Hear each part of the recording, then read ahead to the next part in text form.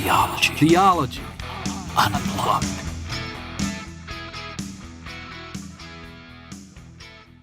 Welcome to Theology Unplugged. I'm Michael Patton, and this is session number 31 of Through Theology in a Year, where I'm going from beginning to end all of systematic theology. I'm essentially teaching through what is called the Theology program, which you can find at credocourses.com. If you go to credocourses.com and search the Theology program, you can find it there, and that's 60 sessions of systematic theology, contains workbooks, contains everything. I taught it many years ago, so don't whenever you watch it, know that that is me teaching. It really is, but it was a long time ago. So that is available, still available, and that's what I'm basically updating it right now as I go through this, but extending it quite a bit as well. This is good for people who want to use the theology program and teach through it, maybe get some background and kind of watch these videos before they go and teach or before they go and lead a small group through the theology program. But it's essentially just a deep discipleship program where I'm not holding back. This is the kind of stuff, what you're learning here is the same stuff you would learn at seminary. And I'm trying to do it in a comprehensive and systematic way, building from one piece to another. So that is what we're in the middle of if you're just joining us. And if you would like to find out more, go to patreon.com. That is where I kind of keep everything going that I do. That's where you can support if you find this beneficial, if you believe in what I'm doing, if you've been coming here for a while and you're saying, hey, you know, this is something I do believe in now, and I like the way that he teaches and he's going through this. That would be a great thing to do, is to support me there, because that's the way I make my living.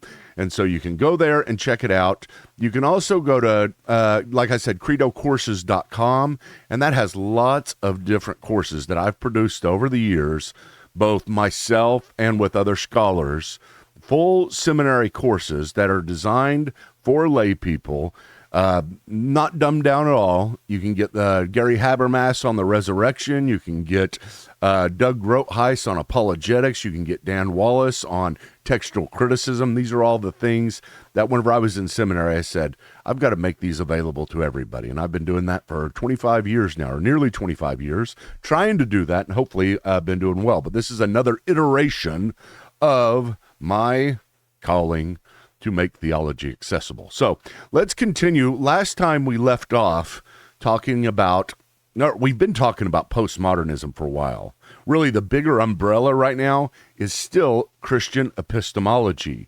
And we're looking at how do Christians come to a knowledge? How do we formulate our knowledge? How do we know things that we know? How can we justify our knowledge or our claims to knowledge? And can we do that, or do we just assume it? This particular section of the course is going through and saying, let's not assume it. Let's build it from the ground up and figure out what is the best methodology, both from a contemporary way we're looking at it and a historical way we're looking at it, for Christians to be able to make claims of knowledge. I know that seems so basic, and I know that you're probably saying, Michael, we just use the Bible. Well, that's true to some degree, but we do, whenever we are doing our epistemology, how we know things, we use a lot more than the Bible. It's not that the Bible is denigrated because we use other sources, but we use more than the Bible in our authority for how we know what we know. A prime example of that is just simply language itself and the logic that has to come with language. You bring that to the scripture. You bring your English. I bring my English language. And so whenever I read the scripture, I am trusting in the traditions of the church and the abilities of people to translate. There's all kinds of authorities that I'm trusting in. And we're trying to go through and trying to build from the ground up how it is we know what we know. So we've gone through a full history and kind of said, what's the history of Western epistemology? What's the history of the way Westerners have come to know things? And we've gone through where we have moved from a period where we had a lot of confidence in ourselves, in the church, to a lot of confidence in rationality at the time of the Reformation, to a day today where it's very confusing because nobody has confidence in anything. Nobody has confidence in you. They don't have confidence in me. You sitting here watching me, if this is the first time, I don't blame you for doubting me. I don't blame you for approaching this with skepticism. You need to. That's a responsible approach because who's to say who is right? What's the methodology that you come to decide who is right and who is wrong? And I'm teaching theology, what I believe to be, if I'm right about Christian theology, the most important thing that you can know on this planet. In this life, there is nothing more important than our knowledge and understanding of God and what we do with that. And if I'm teaching you this and I'm asking you, hey, I want you to take this and I want you to commit everything you are over to God. I want you to commit everything you are over to the Christian belief. I'm asking a whole lot. So I don't automatically expect people to join in with me, because we live in a postmodern world where everybody is skeptical of everybody else. And there's reasons for that. It's not unfounded. So that's what we're moving forward with. So last time we ended talking about a modernist epistemology compared to a postmodernist epistemology. Basically, an epistemology, how we know things of reason, rationality, to one of skepticism and doubt, which is in postmodernism. How do we marry those two, though? Because we understand both sides. We've got to use rationality, but we have to approach things doubting people. We can't automatically hand over such essential trust, hand over our minds that we believe God created to other people just because they say, I'm a Christian, or I love the Lord, or whatever it may be. They may be well-meaning, but it doesn't necessarily mean they have knowledge that is worthy of our acquiescence. So that's where we're at. Let's see here. Go back to, I should have this down. PowerPoint. Okay. So through theology in a year, what is the Christian view of truth? We've already looked at the modern view of truth and the postmodern view of truth. Now let's look at what the Christian view of truth is. Christian view of truth, first, we need to start with this, that the Christian view of truth, we do believe in what's called the correspondence view of truth. We believe that there is truth out there as Christians. There is an objective truth that exists whether someone believes it or not. And that objectivity is grounded in an eternal God. Remember last time when we talked about the modern view of truth, we said the same thing, but we said that objective reality is grounded in nature. Well, we don't. As Christians, we would say it can't be grounded in nature because nature is dynamic itself. Therefore, that would make it non-objective. If nature is changing, then a truth is changing along with nature. But we as Christians come up and we say you can have truth. You can have true knowledge of things because that knowledge is grounded in something eternal, timeless, above time and space, not caught up in the dynamics that we go through in our lives. So we look to the eternal to find that truth. Okay, and what else? The law of non-contradiction is foundational in a Christian epistemology. We believe in the law of non-contradiction to such a degree, listen to this, and hang with me while I say this, God cannot even violate this principle since it is a logical impossibility. God cannot violate the law of non-contradiction. Doesn't that sound bad? Are you kind of getting iffy whenever I say that? God cannot do something? Well, let me put it this way. Can God lie? Okay, you'd probably say no. Even the Bible says he can't lie. Can God cease to be God? You say no, he's eternal. I mean, if he ever ceased to be God, that means he's never God. So there are things that God cannot do. God cannot be other than who he is. And we believe, as I said just a minute ago, that logic itself, rationality itself, objective truth is grounded not in nature but in him. Therefore, he is the objective truth. He cannot cease to be the objective truth. He cannot decide one day, I'm going to lie, and I'm no longer going to be the truth. He is always the truth. And so therefore, when we say that rationality is so important, it is, because what we're doing is we're looking for objectivity in something grounded, in something that cannot change. Okay, so We go through that and we say, here's the key motto. Now listen to this. This is key. I love this passage, and I think this is one of the most overlooked passages in the Bible whenever it comes to epistemology. And just read this along with me and then get the idea here. The secret things belong to the Lord, but the things revealed belong to us and our sons forever, that we may observe all the words of this law. The secret things and the things revealed. This is what God is telling the Israelite community whenever he is sending them in, giving them the second law. And he says, listen, there may be secret things that are out there. There are things out there that I am not going to tell you. There are things out there that are beyond your grasp. There are things up there that I know, but they're secret to me. I keep them to myself, whether by will and saying I'm not going to reveal them, or by necessity because I can't reveal them. So those are the secret things that belong to the Lord. So we as Christians start with this principle in our epistemology. There are secret things. There are mysteries. That's such a key. There are mysteries in the Christian faith. You got to start there, okay?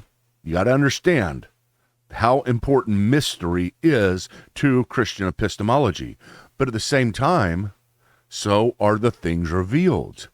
We believe that there are things that God has revealed. And if God has said he revealed them, then he can reveal them. It's not as if he's saying, I can't reveal these things because I'm not powerful enough to reveal them. If he has revealed them and claimed to reveal them to us, then they are revealable. We can understand them. The secret things belong to the Lord, but the things revealed belong to us forever. Okay? So this puts us on a trek through the secret things, through the mysterious things, and through the things revealed. And I want to take you into church history. This is such an important thing because we're going to walk through church history, a lot of it today, and I'm going to be giving you a lot of quotes. And I hope this does the job because, I was up at 3 o'clock this morning praying about this and preparing and going over it and over it because I have taught on this many times very generally, but I wanted to really, really nail down the essence of walking through church history and understanding the delicate balance that a Christian has between mystery and revelation.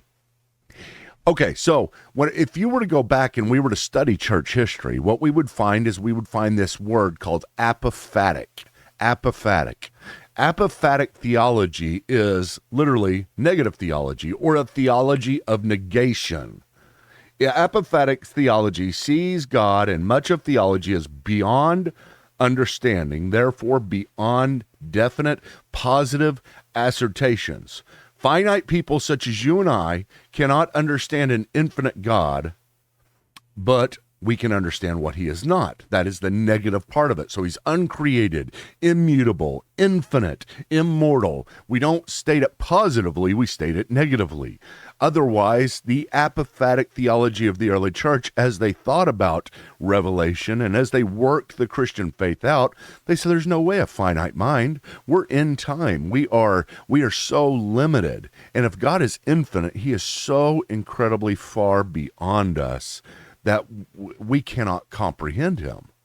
Now, it doesn't mean that they were saying we cannot know him at all. They were just saying when we think about him, even our thoughts are insufficient to fully realize who and what God is. Even our doctrines, even our dogmatic assertions, they may catch what God is to a certain degree, but they cannot catch the fullness of what God is. So it's a great, apophatic theology is such an important thing to start with. Again, theology of mystery. You and I as Christians, or at least the Christian faith, we believe that there is mystery out there. And we believe that mystery is very important to our epistemology. Okay, so let me give you a few quotes from people in church history, some great theologians in church history who spoke to this. The first one here is Basil the Great. He's one of the Cappadocian fathers. And it says, the human mind cannot grasp the essence of God. Isn't that great? The human mind cannot grasp the essence of God. We are unable to form a comprehensive notion of it. Comprehensive is the key word there. Even if we apply ourselves as much as possible, we will find ourselves unable to comprehend the nature of God. That is apophaticism. That is apophatic. That is apophatic theology, theology of negation. And I told you before, there's a few words here and there that I'm going to put out here that are very important. Apophaticism is apophatic, or apophaticism is incredibly important. I do want you to get that down. I do want you to think about what apophaticism is and how that applies, because it can become a grounding part of who you are in Christ. Okay, next we have Gregory of Nazianzus, another of the Cappadocian fathers. These are early Eastern fathers. For to comprehend the incomprehensible is wholly impossible, and to declare the ineffable unknowable. That's what ineffable means. What a great doctrine that sometimes we don't even know about. We know about omniscience, we know about omnipresence, but what about ineffable? That God is beyond knowing completely. The ineffable, unspeakable is a contradiction of terms. It is enough for me to affirm that the divine is beyond all affirmations, yet beyond all negation. For in both cases, the assertion of what he is not conveys some faint idea of what he is. I love that. That is just so great. That's why we say he's immutable. We don't, in that sense, we're not defining him positively. We're just saying he's immutable. He cannot change. Immutable, cannot change. But we're not saying exactly what he is. This is the direction of the early church, especially the Eastern tradition. So right now I'm talking about the Eastern tradition as it developed in the early church. And truthfully, you guys ought to know this, that it's still that way today. And it's the major difference between Eastern Orthodoxy and Protestantism and Roman Catholicism from the West. Protestantism and Roman Catholicism are Western versions of Christianity.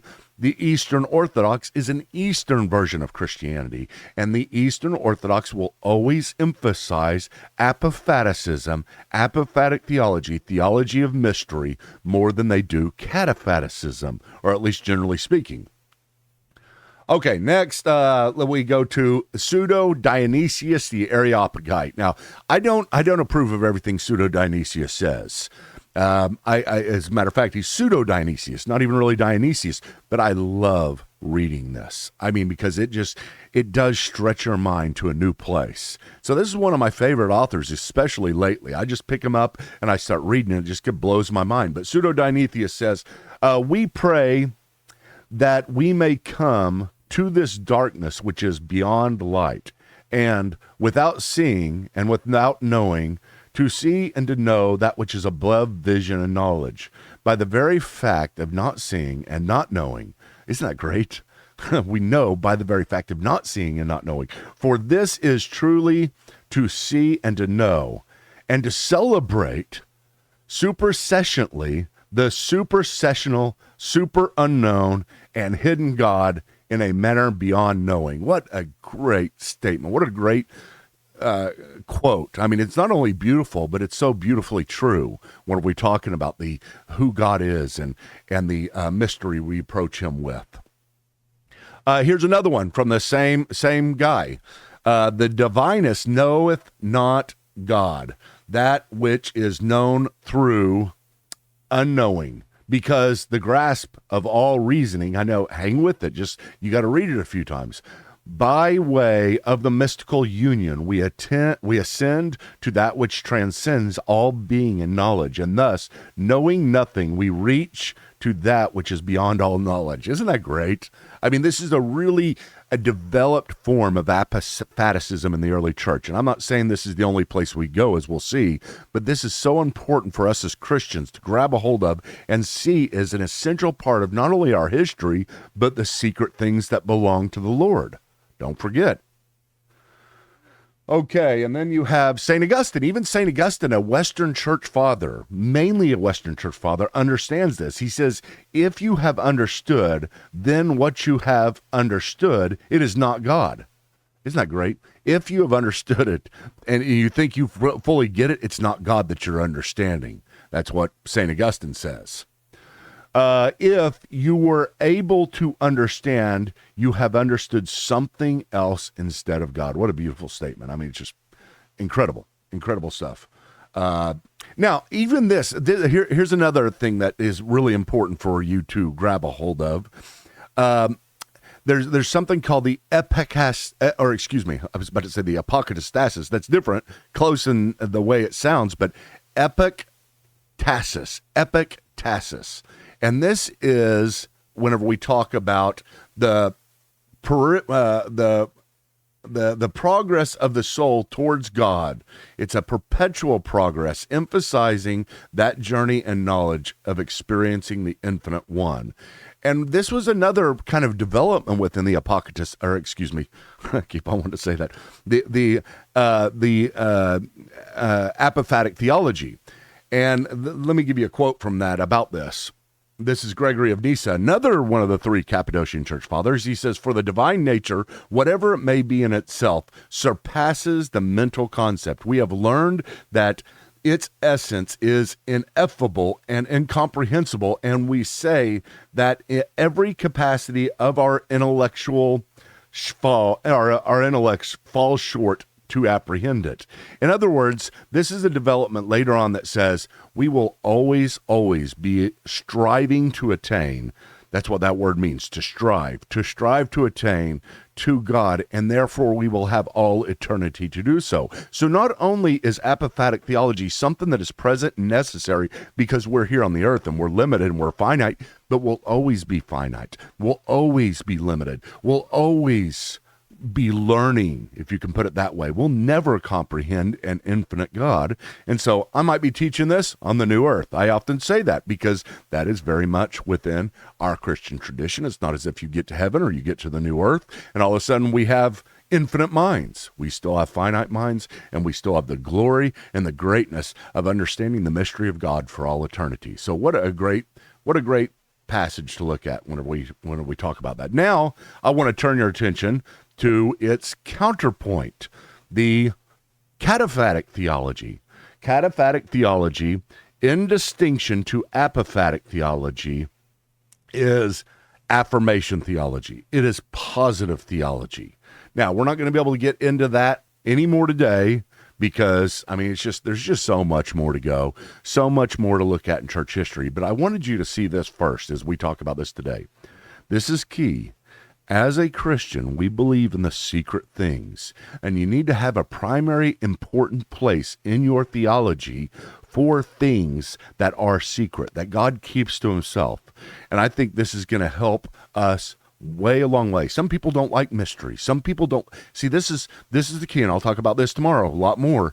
But a lot of us being Westerners, I'm a Westerner, you're probably a Westerner, you like to figure things out. You like to make everything work perfectly. You like all the pieces of the puzzle put in the right place. But God says, number one, you'll never be able to get the puzzle done. You will never get the puzzle. But also, number two, there's these secret things. Maybe I've kept some puzzle pieces to myself, and I'm just asking whether or not you will trust me. It's such a big part of my theology, not only in theology in general, whenever I come upon things like the Trinity or the sovereignty of God and the responsibility of man, God's predestination and man's free will. Whenever I come to those things, I see a piece of the puzzle missing. And I have to ask the question, and we'll get to this next time, I have to ask the question, is this something that God has kept secret and he's asking me to trust in him either way, even though I can't figure it out? Or is he telling me to figure it out? And there's a push we're going to make in our cataphatic theology as Westerners. I'm not saying cataphatic theology is wrong. I will tell you very much tomorrow that it is very important. It is a very important aspect to who we are as those who are created in God's image. But there's got to be some type of balance we got to strike. We're going to have to find that balance, and that is my purpose as we go through these next few sessions. This, like I said, this entire introduction to theology class, prolegomena, things you have to know beforehand. Are you getting it? Are you seeing why we need to know these things beforehand? Are you seeing how important they are, at least to conceive of and be able to put on the table where we are organizing how we are to structure our thoughts about God? This is what the early church did. They went through this, and we'll see a beautiful thing in the history of the church, and especially as we come down to modern theologies, that modern theologians do emphasize exactly what I'm talking about. I am presenting nothing new for the Eastern church early in church history, nothing new for the Western church. This is something they wrestled with. How can finite minds comprehend an infinite God? And this is the balance we're looking for. Okay, guys, I hope you enjoyed this session. I mean, you probably get it. I love this. I love this subject. I love the excitement that it brings, because of not just because we can know God, but because we can't. And there's a celebration that we'll get to, and I'll talk about that. I wrote a blog just recently on my Patreon. Again, if you go to Patreon, patreon.com, become a member, you can read all my blogs. I've written tons and tons. I keep on writing, post everything there, updates. That's the best place to support what I'm doing. I'd love for you to become a patron. But whenever you go to Patreon, you'll see a mystagogical celebration. That is the name of the blog post, and it has everything to do with what we're talking about and really the finality of what I'm going to try to get to. I'm going to try to get to the mystagogical celebration, and you'll have to hang out and wait to see what that means. I hope you're enjoying this. I hope you're you plan on keep on coming. I hope you like. I hope you give a review. I hope you share every one of those things, because they're very important for this to spread. So, and if this is your first time, love to have you here. It's so good to have you. But I'd love for you to back up and go all the way back to session 1. We're at 31, and I build one step at a time through all of theology. Okay, guys, we will catch you next time. Thank you once again for showing up, and I'm here every morning, on every weekday morning at 9 a.m. Central. If you want to catch it live, if you don't, just get it right afterwards on Spotify or on iTunes, wherever you get your podcast, or on YouTube, and watch it. Better watched than not, but I try to get it to where even if you're not watching it, you can get it. Okay, we'll see you tomorrow at the same time, same bat place with my Wayne Enterprises. I'll wear my Wayne Enterprises green shirt next time.